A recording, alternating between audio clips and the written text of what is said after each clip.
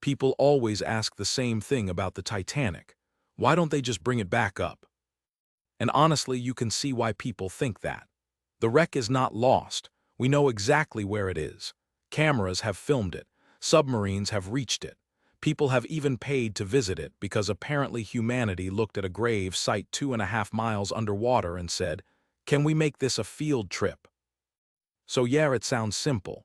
Grab the famous ship, bring it up, put it in a museum, sell tickets, done. Except the Titanic is not parked down there waiting for a tow truck. It is broken, rotting, being eaten by bacteria, and sitting under enough pressure to crush a human body before the panic even kicks in. So no, we are not just bringing it back up. The Titanic is about 12,500 feet under the North Atlantic. That is around 2.5 miles down. At that depth, the pressure is around 6,000 pounds per square inch. That is roughly 400 times the pressure you feel standing at the surface. Your body would not slowly struggle down there. It would become a medical diagram nobody asked for. A normal submarine would crumple like a soda can. And in 2023, the world got a brutal reminder of that when the Titan submersible imploded on the way to the Titanic wreck site. 5 people died instantly. That was a vessel built to go deep.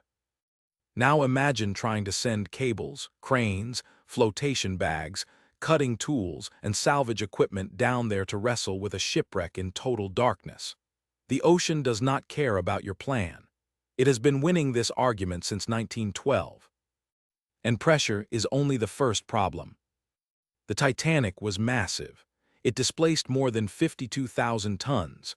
That is about the weight of 36,000 cars.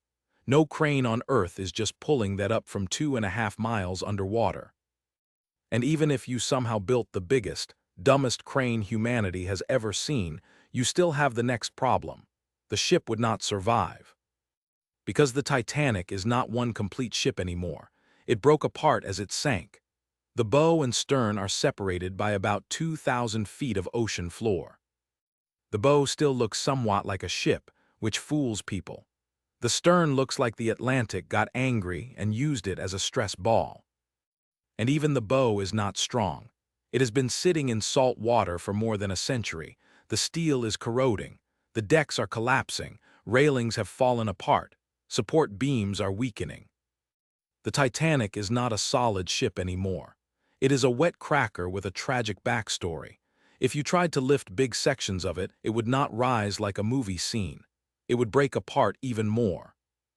But that has never stopped humans from having terrible confidence. Over the years, people came up with some wild plans to raise it. One idea was to fill the Titanic with ping-pong balls. Millions of them. The logic was simple. Ping-pong balls float, Titanic does not. Problem solved.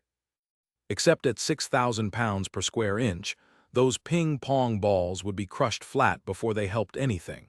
So instead of raising the Titanic, you would create deep-sea plastic sadness. Another idea was to pump petroleum jelly into the hull to push the water out and make the ship float. Because apparently someone looked at the Titanic and thought, you know what this disaster needs? Industrial Vaseline. Then there was the ice plan. The idea was to freeze the wreck inside a giant block of ice so it could float to the surface. Engineers estimated it would take around 500,000 tons of liquid nitrogen. That is not a salvage plan. That is a supervillain's shopping list. Also, trying to save the Titanic with more ice feels like a bold emotional choice. Ice already won the first time. There was also the classic movie version. Patch the holes, pump in compressed air, let the Titanic rise like a haunted submarine. Great visual, terrible reality. That idea only works if the ship sank in one piece. It did not. And even if it had, the pressure down there would make the whole thing fail long before it floated anywhere useful. So no, the Titanic is not coming back up like a bathtub toy. The closest we ever got was not the whole ship. It was one chunk, the big piece. In the 1990s, RMS Titanic Incorporated found a large section of the outer hull in the debris field. It was roughly the size of a bus. It weighed about 15 tons. It had 4 portholes and 3 still had glass in them. In 1996, they tried to bring it up with flotation bags. For a moment, it worked. The piece started rising. People were watching from nearby ships. It was supposed to be this huge historic moment. Then a hurricane showed up, because the Atlantic Ocean has comedic timing. The lines snapped, and the 15-ton piece dropped all the way back to the bottom. 2 years later, in 1998, they tried again. This time they got it. And that is genuinely impressive. But it also proves the problem. One piece of hull took years of planning, multiple expeditions, millions of dollars, and luck. One piece, 15 tons. The full ship was over 52,000 tons. That is not a recovery project. That is a billionaire fever dream with paperwork. Over the years, salvage teams have recovered thousands of artifacts from the wreck site. Plates, jewelry, coins, a violin, engine telegraphs. But those came from the debris field, not from lifting the ship, not from strolling into the Titanic like it is an underwater antique mall. Every dive is expensive, every recovery is difficult, and every year the wreck gets worse. Because while humans argue about how to save the Titanic, bacteria are already dismantling it. Those reddish-brown formations hanging from the wreck are called rusticles. They look like rusty icicles. They are made by bacteria that feed on iron. They attach to the steel, eat it, and leave behind hollow, fragile tubes. Touch one and it crumbles. When it falls away, part of the Titanic goes with it. In 2010, researchers identified a bacteria living in those rusticles, Halomonas titanici, which sounds fake, like a monster from a bargain bin ocean horror movie. But it is real, and it is eating the ship. The Titanic is basically a giant underwater iron supplement, and the bacteria have had an open buffet for decades. The hull is thinning, the decks are collapsing, support beams are weakening. Parts of the wreck that were visible in older footage are already gone or buried. Some researchers think major parts of the Titanic could disappear within a few decades. Others think it may take longer, but the ending is the same. The ship is going away. Slowly, quietly, no giant crane, no dramatic rescue, no final victory over the ocean. Just salt water, pressure, bacteria, and time. The 4 horsemen of you should have stayed on land.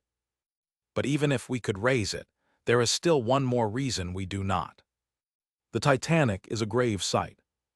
More than 1,500 people died when it sank on April 15, 1912. Many were never recovered. When Robert Ballard found the wreck in 1985, the discovery was not just a victory.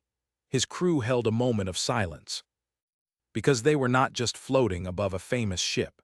They were floating above the place where over 1,500 people died. And one of the most haunting things found in the debris field is the shoes. Pairs of leather shoes still sitting on the ocean floor. The bodies are gone, the ocean took them, but the shoes remained. Side by side in the sediment. That is the kind of image that explains the whole thing without saying much. The Titanic is not just metal. It is not just history. It is not just a wreck people want to turn into a museum. It is a cemetery 2.5 miles under the Atlantic. That is why the site is protected. That is why there are rules about who can visit it and what can be removed. Because at some point, can we take this? Becomes a much worse question than should we. So why have we not raised the Titanic? Because we cannot. It is too deep, too heavy, too broken, too fragile, too expensive, and already being eaten by bacteria with a better claim than we have.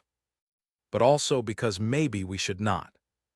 The ocean is taking the Titanic back piece by piece, and someday there may be almost nothing left but a shadow on the seafloor. No museum ship, no grand recovery, no happy ending. Just the deep doing what the deep does.